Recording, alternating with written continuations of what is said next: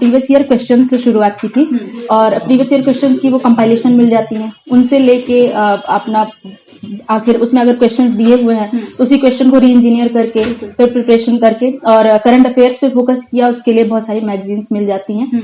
तो वहां से प्री का हो गया।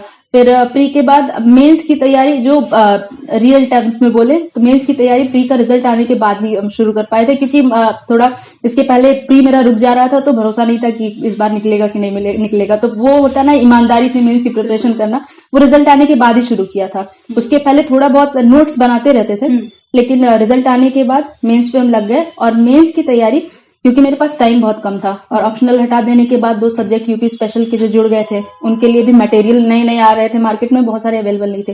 तो टाइमिंग कंस्ट्रेंट होने की वजह से थोड़ा स्ट्रेटेजिक प्रिपरेशन करनी पड़ी थी। जैसे कि अगर हम तैयारी कर रहे हैं तो कुछ भी ऐसा ना पढ़े जो आउट ऑफ सिलेबस हो, तो उसके लिए सिलेबस लेके बैठे थे। सिलेबस यहाँ से कोचिंग से प्रिंटेड मिल गया था, तो वो एक ही जगह पे, क्योंकि काफी छोटे में था तो सारा टॉपिक दिखाई पड़ता था उसमें कि अच्छा कौन सा पढ़ना है। तो अगर कोई एक टॉपिक पे फ्लक्चुएट भी होते थे कि नहीं मन हो रहा है, दूसरे टॉपिक पे एक पेज के नोट्स बना के, वो भी उसमें मटेरियल ऐड करके कि न्यूज़पेपर से रिलेटेड मटेरियल अगर कोई है, करंट अफेयर से रिलेटेड मटेरियल कोई है, हिस्टोरिकल कन्वेंशन कोई इससे रिलेटेड है, तो उस टॉपिक से रिलेटेड उसी पेज में मेंशन कर देते थे। कोई इंडेक्स आया है, रिपोर्ट आई है, कुछ भी, तो उसका उसमें मेंशन रहता था। क्योंकि इससे होता है कि कम समय में अच्छी तैयारी हो जाती, क्योंकि थ्योरी पार्ट कवर करने के लिए बहुत ज्यादा टाइम था नहीं कि हम एग्जॉस्टिव स्टडी कर पाते। तो इसकी वजह से उसने सिलेबस पहले उठाया, सिलेबस की टर्मिनोलॉजीज देखी, प्रीवियस ईयर उससे रिलेटेड क्वेश्चंस क्या हैं, उन्हीं को लेके, जैसे कोई क्वेश्चन है तो उसको लेके उसका डेफिनेशन, स्टैंडर्ड डेफिनेशन जो होते हैं, हम हर जगह यही बता रहे हैं कि कोई भी टॉपिक है, स्टैंडर्ड डेफिनेशन आप गवर्नमेंट की साइट से निकाल लीजिए, पीआईबी की साइट से निकाल लीजिए, इंटरनेशनल ऑर्गेनाइजेशन है वहां से निकाल लीजिए।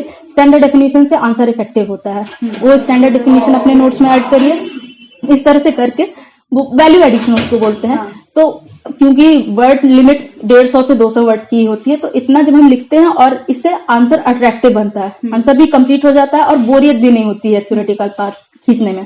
तो इस तरह से मेंस की तैयारी की थी। फिर मेंस का रिजल्ट अभी आया दिसंबर में। फिर उसके बाद न्यूज़पेपर हम कंसिस्टेंटली पढ़ते रहे हैं। इंडियन एक्सप्रेस पढ़ते हैं, वैसे और भी पढ़ सकते हैं। शुरुआत द हिंदू से की थी, पर वो मेरे लिए थोड़ा हमको टफ लग रहा था क्योंकि वो काफी एग्जॉस्टिव होता है वो न्यूज़पेपर।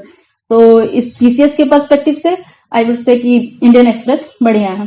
तो उसको पढ़ते रहने की वजह से कई सारी चीजें ये है जो जनरल नॉलेज में रहती हैं। इंटरव्यू में आपको यही करना होता है कि इंटरव्यू में आपको जनरली हर चीज के बारे में जानकारी होनी चाहिए, वो भी ऐसी जानकारी रहे जो उससे रिलेवेंट हो। वो और हम लोग वो मेंस का रिजल्ट आने के बाद और इंटरव्यू के बीच में जो ड्यूरेशन होती है उसमें नहीं, इतने जल्दी टाइम में नहीं पूरा कर सकते, क्योंकि कभी ना कभी ऐसा हो जाता है कि जैसे रिसेंट में का पूछते तो वो लोग करंट इवेंट्स से ही है, लेकिन आंसर देते टाइम हमारे मुंह से जरूर ऐसे कुछ टर्म्स निकल जाते हैं जिनका जो कनेक्शन होता है वो लास्ट ईयर की न्यूज से होता है। अब अगर आप न्यूज़पेपर से नहीं इन्फॉर्म्ड हैं तो आप फिर उसका जवाब कैसे दे पाएंगे? और फिर वहां पे तरीका ही यही होता है क्वेश्चन करने का कि आपने ये शब्द बोला, आप इस शब्द को बताइए। तो न्यूज़पेपर की एग्जॉस्टिव स्टडीज नहीं करें, लेकिन इन्फॉर्म रखें अपने आप को, जो चीजों से रिलेटेड, इवेंट से रिलेटेड बेसिक कीवर्ड्स हैं वो याद रखें। इंटरव्यू में कीवर्ड्स का यूज करना बहुत जरूरी होता है। मेरे हिसाब से मेरा जो इंटरव्यू का एक्सपीरियंस रहा है कि आप एम्बिगुअस वर्ड्स ना बोलें, क्लैरिटी रहे आपके वर्ड्स में, कम ही में समझाएं पर उन्हें समझ में आना चाहिए।